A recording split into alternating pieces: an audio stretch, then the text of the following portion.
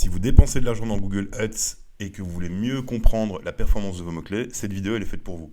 Je vais vous montrer 5 techniques pour mieux analyser la performance de vos mots-clés et mieux optimiser vos campagnes pour pouvoir les rendre toujours plus performantes. Alors pour le faire, on va tout de suite se rendre dans l'onglet mots-clés du compte Google Analytics. Donc pour avoir en fait toutes les statistiques que l'on va voir, il faut forcément que le compte Google Ads soit synchronisé avec le compte Google Analytics. C'est la base, et comme ça toutes les performances, toutes les données sont synchronisées entre les deux comptes, d'un côté Google Ads et de l'autre côté Google Analytics. Donc ici on a en fait un compte qui a dépensé 17 915 dollars ces derniers mois, et qui a forcément collecté toute une série de statistiques assez intéressantes à analyser. Donc on va mettre plus de lignes, parce que comme on peut voir ici, il y a 212 mots-clés qui sont 212 mots-clés qui sont dans le compte. Et donc je vais mettre plus de 200 lignes pour pouvoir les avoir tous dans le tableau. Alors forcément, quand on veut analyser tous ces mots-clés, ça reste assez compliqué. Et il est intéressant d'utiliser quelques techniques pour pouvoir un petit peu filtrer, et pouvoir mieux comprendre où se trouve la performance et où elle ne se trouve pas pour pouvoir optimiser derrière.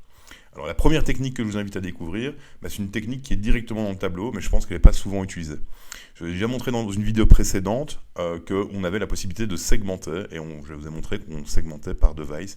On pouvait mettre des segments ici, et avoir après toute une série d'informations dans les tableaux en fonction des différents segments que l'on a mis au-dessus des différents rapports. Eh bien, la segmentation par device, elle est directement disponible dans le tableau mots-clés, et on peut la voir ici. Donc, pour l'instant, je suis sur l'ensemble des mots-clés, peu importe la device, donc je suis sur tous. Mais je peux très bien segmenter par ordinateur. Donc, si je clique sur ordinateur, on va voir en fait ici tous les clics qui ont été engendrés par des utilisateurs qui se trouvaient sur ordinateur. On peut voir par exemple ici que sur les 23 860 dollars dépensés, il y en a 8 962 qui ont été dépensés via des ordinateurs, via des clics provenant d'ordinateurs, ce qui représente 37,56% du budget global. Alors, ce qui est intéressant de faire, c'est de voir est-ce que ma performance sur mobile est équivalente à ma performance sur ordinateur. Généralement, particulièrement dans l'e-commerce, la réponse c'est non. Et donc de voir un petit peu côté Google Ads, comment est-ce que vous allez pouvoir améliorer en fait vos stratégies d'enchères en fonction des différentes devices. Donc ça, c'est une première chose. Maintenant, on peut regarder également, donc tout simplement, ici, si je regarde le taux de conversion d'e-commerce, je suis à 0,89. Maintenant, on va regarder côté mobile où j'en suis. Ok ? Donc c'est parti, on clique simplement sur mobile. Et là, on peut voir que je suis pratiquement 2 fois moins performant sur mobile, avec 0,47 et des dépenses à hauteur de 7 957 dollars. Ce qui représente 33,35% des dépenses globales. On peut regarder également la même chose sur tablette. Voilà, et ici, j'ai un taux de conversion de 0,83 alors que je n'ai dépensé que 995 dollars. Voilà, ce sont vraiment des indicateurs très pertinents pour vous, pour améliorer en fait votre rendement, pour pouvoir mieux comprendre quelles sont les différentes devices qui fonctionnent le mieux, et après pouvoir capitaliser en faisant des optimisations sur les stratégies d'enchères que vous pouvez réaliser. La deuxième technique que je vous propose de voir, c'est se concentrer sur les objectifs. Donc, comme vous le savez, dans un compte Google Analytics, on va fixer des objectifs. Un objectif, c'est quoi ? C'est simplement, par exemple, une personne qui va s'inscrire sur votre site pour créer un compte. Ça peut être un objectif. Une personne qui va s'inscrire à une newsletter, ça peut être un autre objectif. Mais on a également d'autres types d'objectifs, comme par exemple le Smart Goal, qui est créé automatiquement par dans le compte Google Analytics. Et lui, il va se concentrer sur les sessions et sur la qualité des sessions. Par exemple, si votre site fait en moyenne, si le compte analytique détermine qu'une session moyenne, c'est 2 minutes et 3 pages par session. Si un utilisateur fait 2 minutes 20 et 3 pages et demie par session, eh bien là, il va te dire que c'est un Smart Goal. Je vous invite par contre à ne pas le mettre dans la vue principale, de plutôt avoir une vue séparée entre tout ce qui est macro-objectifs, comme des personnes qui s'inscrivent, qui créent un compte, des transactions. Ça, ce sont des macro-objectifs, et des micro-objectifs, comme les Smart Goals ou les inscriptions à la newsletter. Donc, pour se concentrer sur l'objectif, on peut faire deux choses. Donc, on va prendre tous les objectifs, on ne va pas se soucier du Smart Goal, on les prend tous, et on va faire un filtre avancé. Donc ici, je vais mettre l'ensemble des objectifs réalisés. Voilà. Et je vais regarder ceux qui en ont fait 0. Hop. Donc ici, ça reprend les personnes qui en ont fait zéro, donc c'est ceux qui ne seront pas inscrits sur le site, c'est ceux qui n'ont pas eu une profondeur de session, ceux qui n'ont pas fait de transaction, etc. On peut voir qu'on a dépensé 2,77% du budget global, c'est-à-dire 659 dollars, sur des mots-clés qui ont fait zéro objectif. Alors idéalement, forcément, il faut se concentrer et avoir un minimum de mots-clés qui font pas d'objectif, et se concentrer, de mettre le maximum de budget sur les mots-clés qui sont performants et qui vous rapportent du retour sur investissement. La même chose, on peut également faire tout à fait différemment, on peut se concentrer pour avoir une meilleure stratégie d'enchère sur les mots-clés qui ont fait par exemple plus de 10 objectifs. Voilà. Et là, c'est simplement se dire, est-ce que je dépense assez sur ces mots-clés-là? Donc on peut voir ici qu'on a dépensé 14 964 dollars sur des mots-clés qui ont fait au moins 10 objectifs. Ça vaudrait certainement la peine de regarder si on ne peut pas encore améliorer en fait l'investissement sur ces mots-clés performants pour pouvoir capitaliser sur ce qui fonctionne tout simplement. La troisième technique que je vous propose de découvrir, ce sont une technique essentiellement pour les e-commerçants. Et donc on va se concentrer sur les transactions. Ça va être le même principe que pour les objectifs, mais ici on va regarder tout ce qui a rapporté vraiment du business, qui a rapporté du chiffre d'affaires. Donc on peut voir ici qu'on a 424 transactions qui ont été enregistrées sur la période dite ici, qui est de plus ou moins 2 ans, et on va regarder un petit peu où est-ce que j'ai dépensé de l'argent et que je n'ai pas fait de transaction, par exemple. Donc pour le faire, il suffit de mettre transaction, voilà, est égal à 0.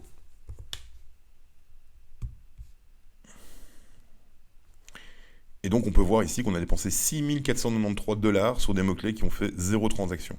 Donc encore une fois, il faudrait analyser de manière précise tous ces mots-clés pour regarder la qualité de session, pour regarder est-ce que j'ai eu des autres objectifs de type des personnes qui se sont enregistrées pour devenir clients, des personnes qui ont fait des sessions profondes et qui ont fait des smart goals, et après trier le tout pour pouvoir supprimer des mots-clés qui ne sont absolument pas performants pour vous. Et l'inverse, c'est on va également se concentrer sur les mots-clés qui ont fait par exemple plus de 5 transactions. Et là en fait, on n'a que 2 mots-clés qui ont fait plus de 5 transactions. Donc sans doute modifier encore un petit peu le filtre. On va être un petit peu moins gourmand. Ah non, pardon, j'ai mis égal. Donc on va mettre plutôt supérieur à 5 transactions. Petite erreur de manipulation de ma part. Et là, on en a quand même beaucoup, quoi. On en a 10 qui ont fait plus de 5 transactions. Encore une fois, se poser la question, est-ce qu'il ne serait pas plus judicieux d'avoir un volume beaucoup plus important de trafic sur les mots-clés qui génèrent le plus de transactions possible pour capitaliser sur ce qui fonctionne? Alors, la quatrième technique que je vais vous montrer, donc on va supprimer le filtre, on va se concentrer en fait, encore une fois, sur le taux de conversion. Le taux de conversion, donc c'est combien de personnes est-ce qu'il me faut sur un site pour pouvoir avoir une transaction, par exemple. Donc ici, on va prendre le taux de conversion de commerce électronique, et on peut simplement déjà le filtrer dans la colonne pour le mettre comme ceci. Donc ici, on va voir les plus hauts taux de conversion et où on a dépensé de l'argent. Par exemple, ce mot-clé-ci, c'est le mot-clé Branding Google Merchandise Store, ok, dépensé 63 €. Il a fait 3 471 €. Est-ce que ce mot-clé-là est diffusé à 100% dans ma stratégie ou non? Ça, c'est un petit peu à vous de voir, pour voir si vous ne pouvez pas capitaliser encore une fois sur ce qui fonctionne le mieux. On a des mots-clés, par exemple, ici, on a Dynamic Search Ads, donc ça, c'est toutes les campagnes qui sont des Dynamic Search. On peut voir également d'autres mots-clés qui sont toujours du brand. Il y a énormément de brand, forcément, qui génèrent beaucoup d'argent, et voir si vous êtes à 100% de diffusion sur ce type de mots-clés, pour pouvoir encore une fois capitaliser dessus.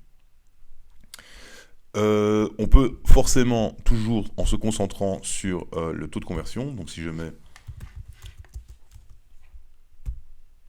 taux de conversion du commerce électronique, voilà, on peut regarder en mettant ce qui est supérieur à 0,70 par exemple. J'ai pris cette valeur là parce que la moyenne c'est 0,69, et donc en mettant 0,70, là on va voir une première sélection. Ici on a 35 mots-clés qui ont un haut taux de conversion. On voit que c'est essentiellement du brand, mais dans votre compte, vous aurez peut-être des mots-clés qui ressortiront et vous vous rendrez compte que vous investissez pas assez sur ces mots-clés là qui sont super performants. Ça vous permet en fait d'optimiser et d'améliorer constamment la performance de votre compte. Et toujours la même chose, on peut très bien se concentrer sur les mots-clés qui ont fait 0 de taux de conversion. Donc on va mettre cette fois-ci est égal. Voilà. Et là on va voir toute une série de mots-clés. On sera un petit peu la même chose que 0 transaction. Toute une série de mots-clés qui n'ont dépensé beaucoup d'argent, comme on peut voir ici, 6493 $ et qui ont fait 0 de taux de conversion. Aucune transaction réalisée. On pourrait également le faire sur simplement les objectifs pour comprendre quels sont les différents mots-clés qui ne font pas de performance. Enfin, la 5e technique, c'est sur la qualité de session. Comme vous l'avez vu tout à l'heure en début de vidéo, je vous parlais des SMART goals. Et les SMART goals, en fait, c'est intéressant pour comprendre quels sont les mots-clés qui n'ont pas... on va fermer ce fil-ci. Les mots-clés qui n'ont pas fait une qualité de session, une bonne qualité de session. Donc comme je l'expliquais tout à l'heure, si votre site internet a pour habitude de faire des sessions de type 2 minutes et 3 pages par session, eh bien le Smart Goal sera activé si par exemple la personne fait, disons, 3 minutes et 6 pages par session. Et donc là, vous aurez des objectifs qui sont réalisés automatiquement, ça peut déterminer en fait un niveau de performance. D'ailleurs, si vous n'avez pas encore fixé d'objectifs concrets de type macro, de type une personne s'inscrit à pas une newsletter, mais une personne crée un compte ou fait une action importante sur votre site, je vous invite quand même d'activer les Smart Goals. Ça vous permettra un petit peu de comprendre la performance de vos sources de trafic et de pouvoir capitaliser dessus assez rapidement. Donc, quels sont les mots-clés qui ont été le moins performants ? En se concentrant sur les Smart Goals, on va encore faire un objectif. Et ici, c'est l'objectif 5. Okay ? Donc, on va mettre réalisation